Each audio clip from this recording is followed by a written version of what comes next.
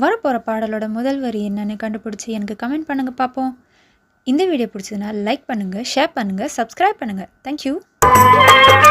கல்யாண பந்தலில் ஆடும் தோரணமா இல்லை, கச்சேரி ரசிகர்கள் கேட்கும் மோகனமா?